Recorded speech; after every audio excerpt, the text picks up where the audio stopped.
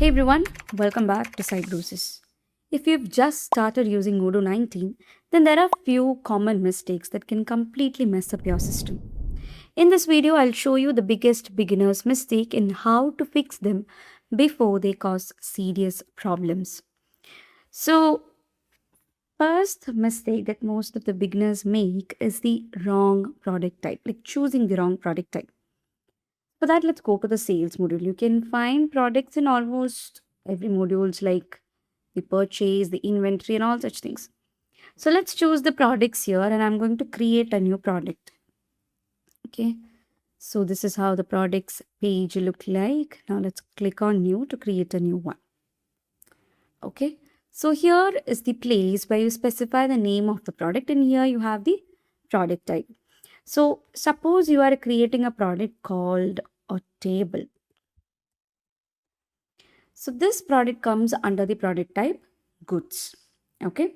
So if your product is a service, it can be like a teacher, doctor, and all, then obviously the product type is service, not goods. And there might be, situations where you'll have to create combo products. Like if you own a cafe, a restaurant, or something, you are selling burgers, but as a combo. Okay. In most of the cafes and all, they sell combos. So you are adding drinks towards it. Along with that, you can add these fries and all. So this makes a combo. So this product is sold as a combo. Okay. So in certain cases, you have to you have to make sure that the product type chosen is right.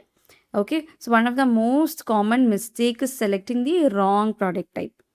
So if you choose service instead of goods, then what happens is that Odoo won't track stock properly.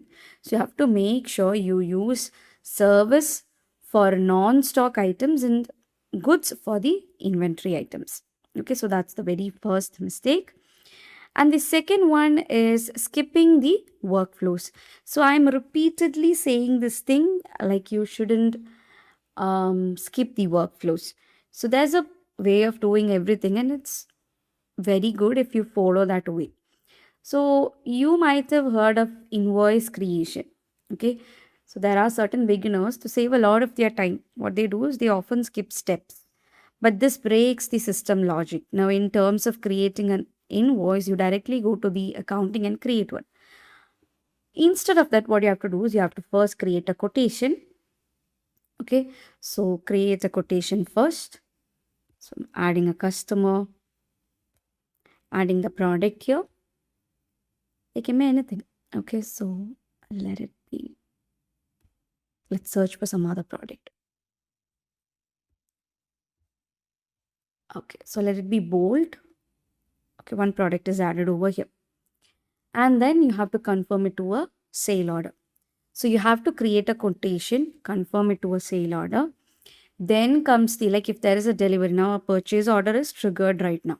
Okay, so what happens is that not what happens. This is the proper way of following it. Like first you have to create a quotation, confirm it to a sale order, and then create the invoice.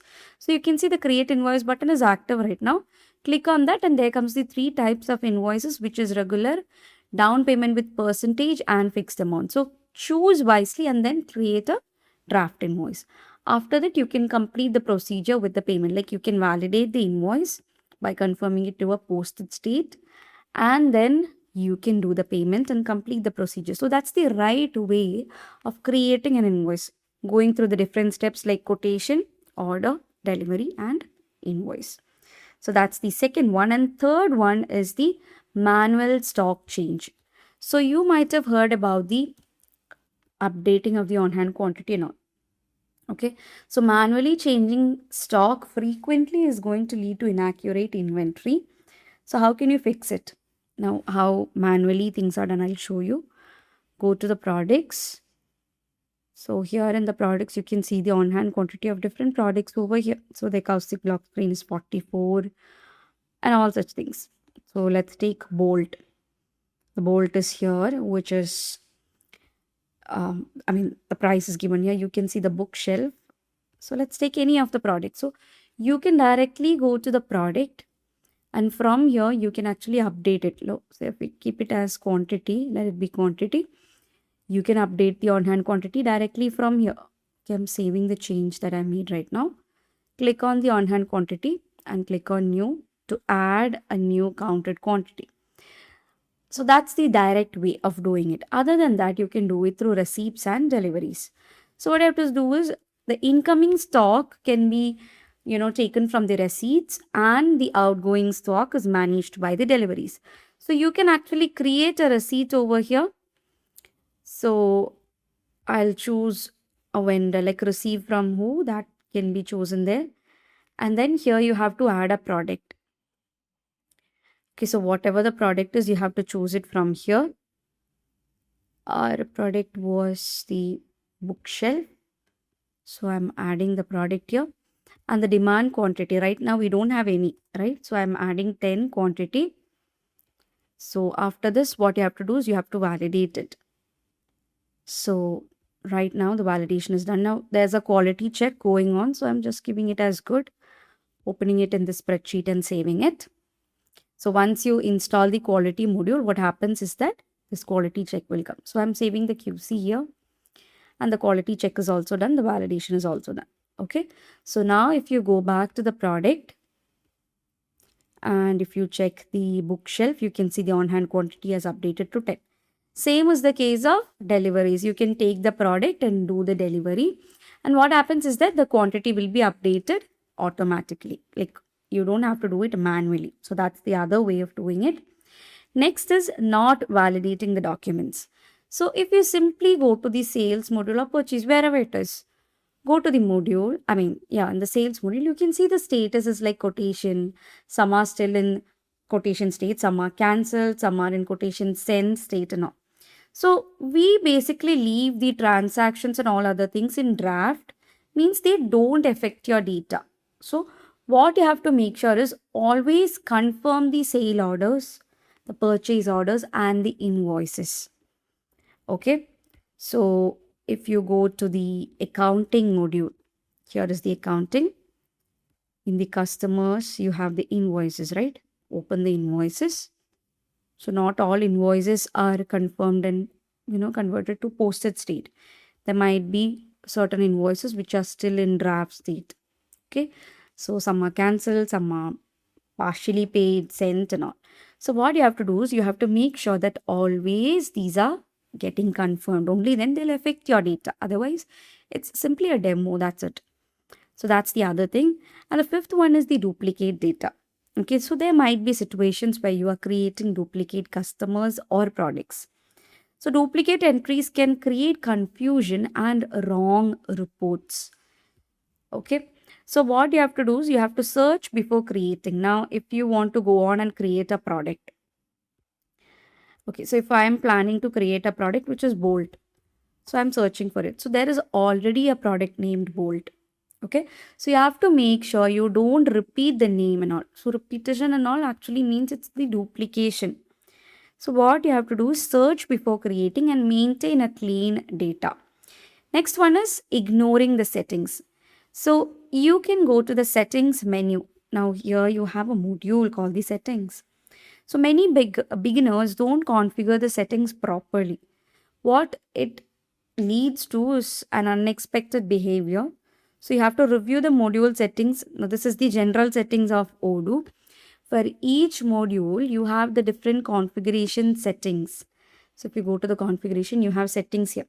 So you have to review the module and review what all features are there in the settings and enable whatever is required. Now, if you are working with variants, if you have to do something over variants, until and unless you enable this, you won't find any variants inside the products.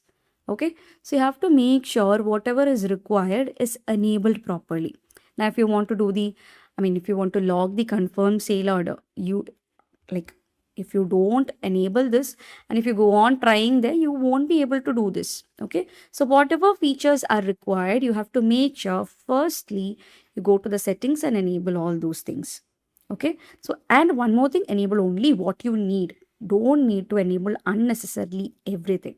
Okay, so that's the other mistake that beginners make. And the other one is not checking reports properly. Now, most of the modules have these dashboards and reporting section. Okay, so if you don't check the reports, you won't notice the mistakes early. So In the reporting section, you can see the sales reporting, which is given over here, which is a sales analysis. So based on the filter, that you have a default filter which shows the last 365 days, you can change it to whatever date is required. So based on this, you have to monitor what is happening inside your organization or your system, right? So regularly you will have to monitor the sales report, the inventory levels, and the financial reports.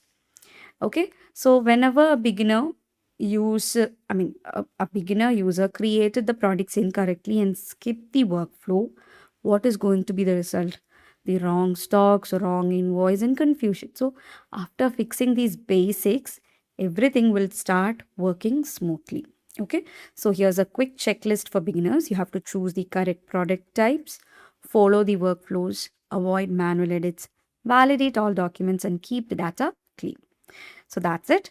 And Odoo is powerful, but only if you use it in correct way. Okay, avoid these mistakes and your system will run smoothly. So that's it, guys. Like, share, and subscribe for more Odoo tutorial. That's all for today's video. Thank you so much for watching, and see you guys in the next video.